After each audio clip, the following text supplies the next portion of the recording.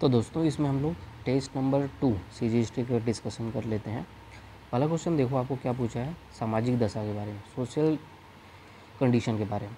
तो समाज में क्या क्या आता है, तो किसी भी आप तो सबसे पहले इंट्रो जैसे आप लिखे हो, कलचुरीकालीन छत्तीसगढ़ के नागरिकों का जीवन उच्च कोटि का था। इस समय तक वर्ण व्यवस्था को समाज में स्थान प्राप्त हो चुका था, किंतु यह कठोर नहीं था। इसने उदाहरण दे के बताया है और इसमें कुछ भी कंटेंट नहीं है।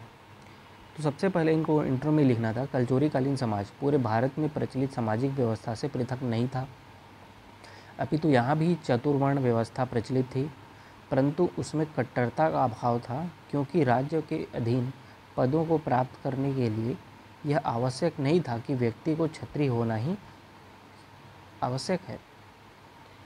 तो उसके बाद फिर आप क्या करोगे, हेडिंग डालते जाओगे। सबसे पहला आप क्या डालोगे, वर्ण व्यवस्था। वर्ण व्यवस्था का हेडिंग डालोगे, समाज में बताओगे कि चतुर्वर्ण व्याप्त था, जिसमें क्षत्रियों के साथ साथ ब्राह्मणों वैश्यों को उच्च पद प्राप्त थे।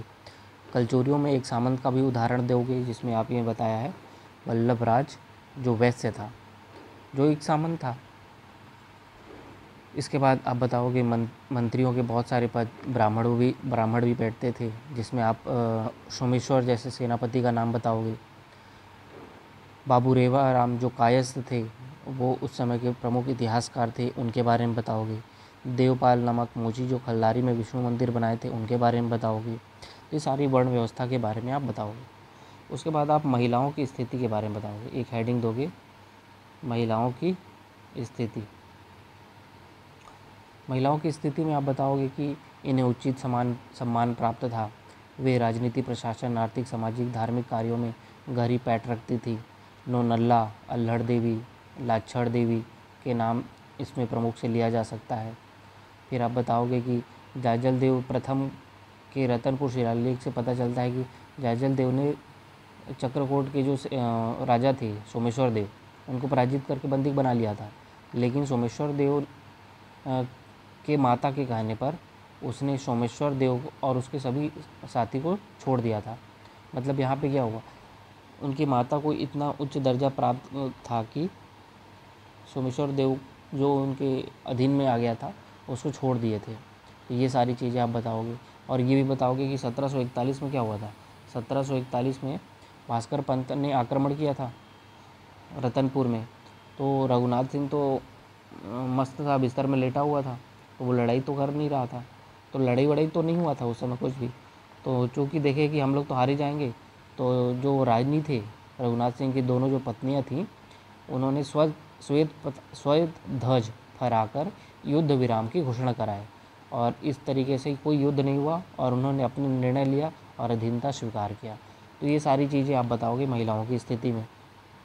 फिर आप बताओगे सती प्रथा के बारे में।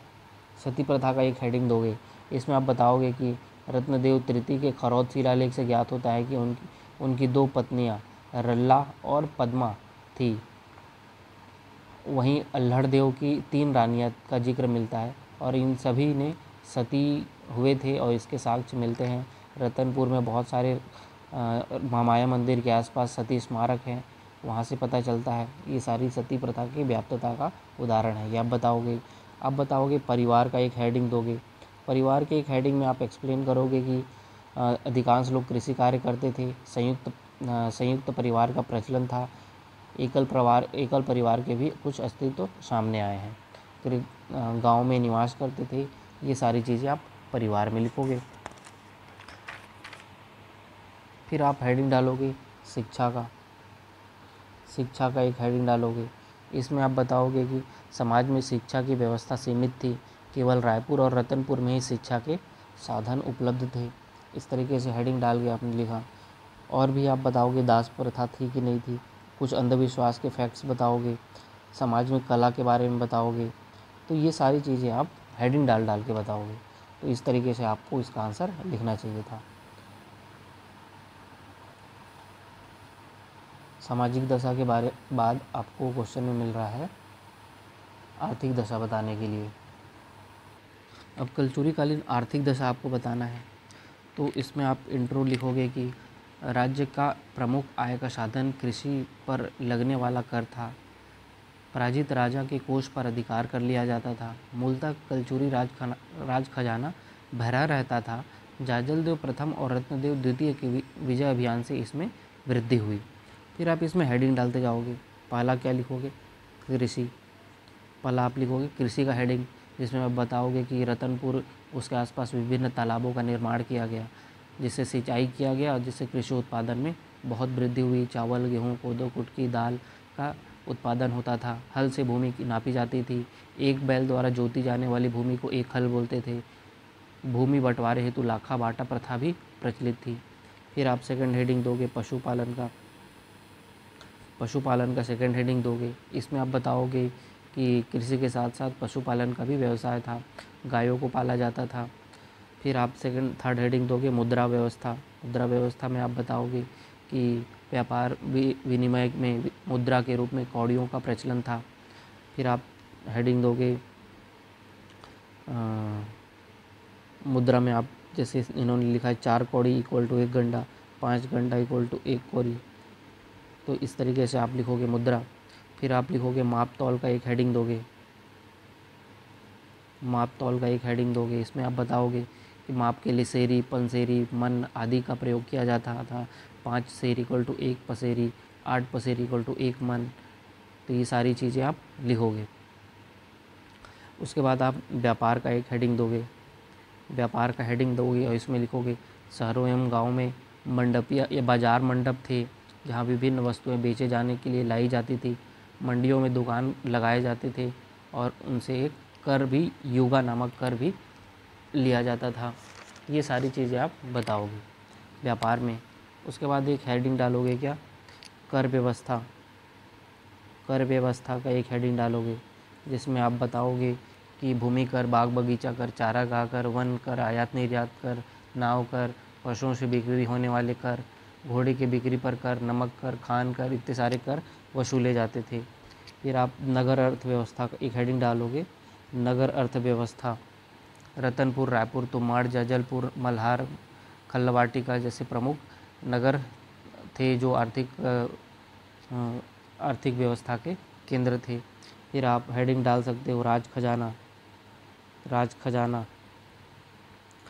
आर्थिक दशा के बारे में आप देख रहे हो तो राज खजाना बताओगे। कलचुरी राज खजाना भरा रहता था। कल्याण शाह ने मुगल बादशाह जहांगीर को 1 लाख रुपए का नगद और 80 हाथी भेंट किए। ये कैसे हुआ? वहाँ पे आर्थिक खजाना भरा रहता था इसीलिए। फिर आप पराजित अधीनस्थ राजाओं से वार्षिक कर लिया जाता था। ये सारी चीज़ें आप बताओगे। तो ये हेडिंग डाल के ही आपको इसमें आंसर लिखना चाहिए था। इनका आंसर थोड़ा ठीक नहीं था, इसलिए मैं आपको बता रहा हूँ। फिर आप बता रहे हो कलचुरी कालीन प्रशासनिक व्यवस्था। प्रशासनिक व्यवस्था में आप बताओगे इंट्रो में ही कि छत्तीसगढ़ में कलचुरी प्रशासन व्यवस्था राजतंत्र पर आधारित थी। इनका शासनकाल 1000 से 1741 ईस्वी तक रहा। प्रशासन में राजा को अमात्यों की सहायता प्राप्त थी। संपूर्ण कलचुरी राज्य गढ़ों में विभाजित थे। इनकी प्रशासनिक व्यवस्था को निम्न तरीके से देख सकते हैं। पहला आप दोगे क्या? राज्य के अधीन पहला हेडिंग ही दोगे क्या? राज्य के अधीन 3 प्रकार के भूमि क्षेत्र थे। पहला थे क्या?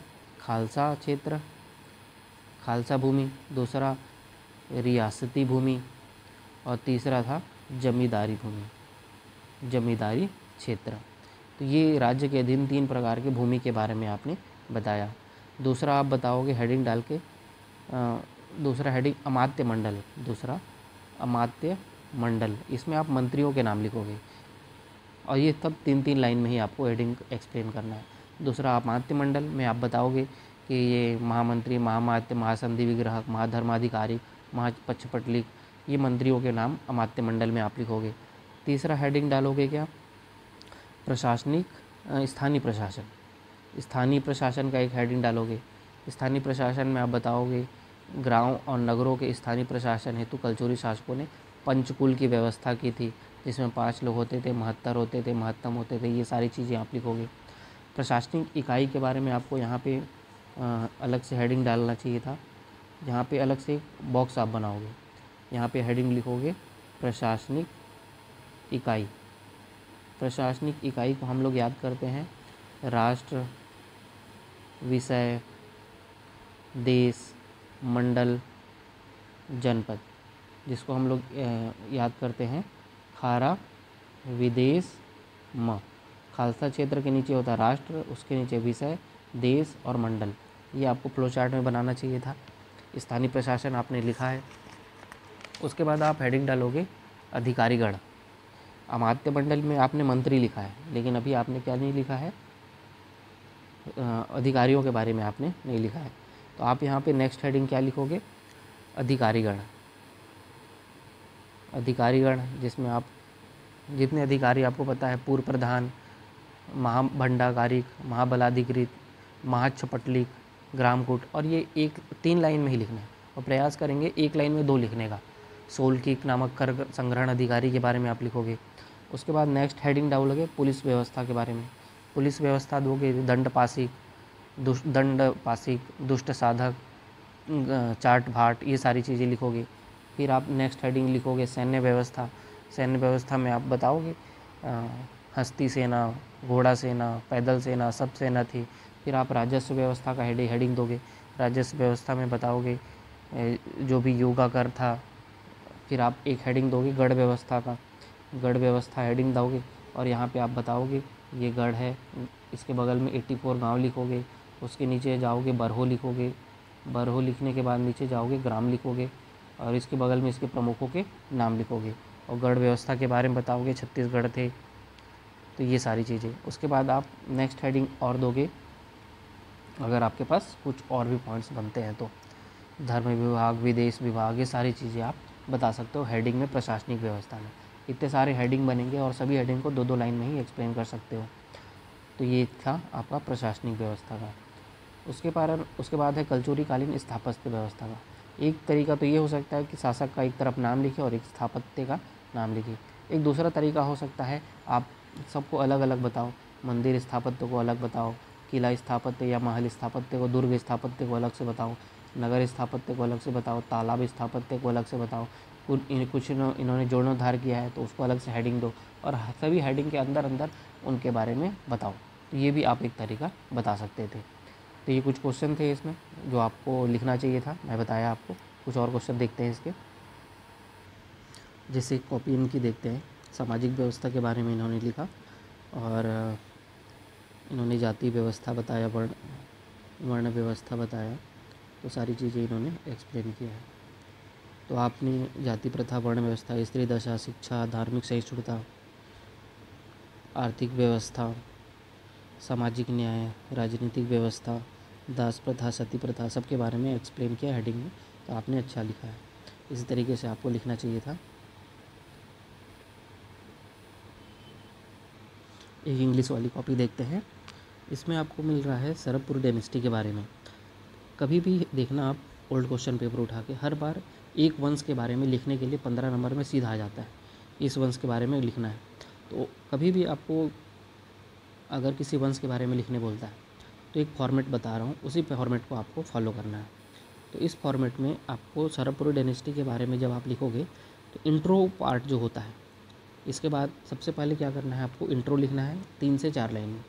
उस इंट्रो में क्या रहेगा, इंट्रो में रहेगा शासन काल क्या था, 5वीं 6वीं जो भी शताब्दी होगी शासन काल बताओगे।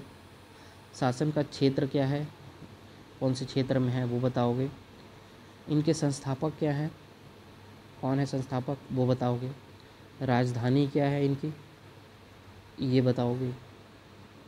अगर कोई उनकी उपाधि है तो वो बताओगे। अगर कोई उनके सामंत है, किन्हीं के वो सामंत हैं, ये सब। समकालीन शासक अगर बता सके, समकालीन शासक। तो ये सारी चीज़ें आपके इंट्रो का पार्ट है। तो ये सारी चीज़ें आप इंट्रो में बताएं। इंट्रो में बताने के बाद आपका ये 3 से 4 लाइन आपको मिला उस वंश के बारे में बताने का। उसके बाद आप सोर्स ऑफ इंफॉर्मेशन, उसके बाद आपका हेडिंग होगा क्या, जानकारी के स्रोत, सोर्स ऑफ इंफॉर्मेशन। इसमें उस वंश से संबंधित जितने भी जानकारी के स्रोत हैं, जो भी अभिलिपि मिला है, वो सब कुछ आपको लिखना चाहिए। पॉइंट वाइज लिखो, 1 2 3, 3 से 4 लाइन, उससे ज़्यादा इस हेडिंग को न मत लिखना। उसके बाद आपका थर्ड हेडिंग होगा क्या, आर्किटेक्चर या फिर स्थापत्य। नेक्स्ट हेडिंग होगा स्थापत्य, आर्किटेक्चर। तो देवरानी जेठानी मंदिर और अपने वो क्या बोलते हैं, रुद्र शिव की प्रतिमा, ये सब आपने इसमें आर्किटेक्चर में लिखा। जैसे इसमें इन्होंने लिखा कैपिटल इधर, आर्किटेक्चर इधर, कॉपर प्लेट इधर, तो वो सब कुछ अलग से लिख नहीं रहा। अगर आप इधर अलग लिख रहे, इधर अलग लिख रहे हो, तो आप प्रयास करो कि इसमें बीच में डिवीज़न कर दो, ताकि चीज़ें अलग से स्पष्ट रूप से दिखें। यहाँ पे ऐसा मत कीजिए कि यहाँ बुलेट दिया, यहाँ फिर बुलेट दिया, यहाँ फिर दिया और इसको कंटिन्यू किया है। अगर आपको इस तरीके से ही कॉपी को करना है तो आप इसको बीच से डिवाइड करिए। उसके बाद ये करने के बाद अगर उस वंश से संबंधित अगर वॉर डिस्क्रिप्शन है, वॉर डिस्क्रिप्शन मतलब युद्ध विवरण, युद्ध विवरण अगर है तो आप वो हेडिंग दीजिए और 1 2 3 करके युद्ध विवरण भी लिखिए। उसके बाद आप लिखिए प्रमुख शासक, प्रमुख शासक हेडिंग डालिए, प्रमुख शासक, प्रमुख शासक का हेडिंग डाल के इम्पोर्टेंट रूलर्स में। उसके बाद आप 3 से 4 जो आपको इम्पोर्टेंट लगते हैं उसके बारे में, रूलर्स के बारे में आपने लिखना चाहिए। जैसे सरबराज, नरेंद्र, प्रसन्न मात्र, इनके बारे में आपने लिखा। ये करने के बाद आपको राइट साइड में अपनी कॉपी के यहाँ पे वंशावली, वंशावली का एक हेडिंग डालना चाहिए, वंशावली, और जिसमें यहाँ पे डाउनवर्ड एरो के माध्यम से 6 से 7 राजाओं के नाम लिखेंगे यहाँ पे। तो वंशावली में 6 से 7 राजाओं के नाम लिखे। प्रमुख शासकों में आपने 3 से 4 का एक्सप्लेन किया और बाकी सारी चीज़ों को हेडिंग वाइज अलग से एक्सप्लेन किया। तो ये सारी चीज़ें आपको करना चाहिए था। आपने एक हेडिंग एडमिनिस्ट्रेशन का दिया, रूलर्स वाला जो पोर्शन था इसको आप यहाँ पे लिख सकते थे, स्पेस आपका बचता, और आपने अंतिम में डिक्लाइन वाला हेडिंग दिया। ठीक है, आपका आंसर अच्छा ही है। उसके बाद आपको नल डायनेस्टी लिखना। नल डायनेस्टी आपने राइन लिखा, शासन अवधि, कैपिटल लिखा, एरिया लिखा, फाउंडर लिखा, रियल फाउंडर लिखा। फिर आपने पॉइंट्स लिखा, सोर्स ऑफ इंफॉर्मेशन बताया, पॉइंट्स के बारे में बताया, सोर्स ऑफ इंफॉर्मेशन के बताया, विक्ट्री कैंपेन के बारे में बताया, आर्किटेक्चर के बारे में बताया। यहाँ पे आपको अलग से एक टेबल बनाना था। उस टेबल में आपको इम्पोर्टेंट जो रूलर्स आप नेक्स्ट पेज में लिखे होंगे, ये जो इम्पोर्टेंट रूलर्स को आपने यहाँ पे जो लिखा है, इसको आप पहले पेज में ही अलग से एक बॉक्स बनाएंगे, छोटा सा बॉक्स बनाएंगे, बहुत ज़्यादा एरिया मत लेना आप, इतने एरिया में कवर कर लेना।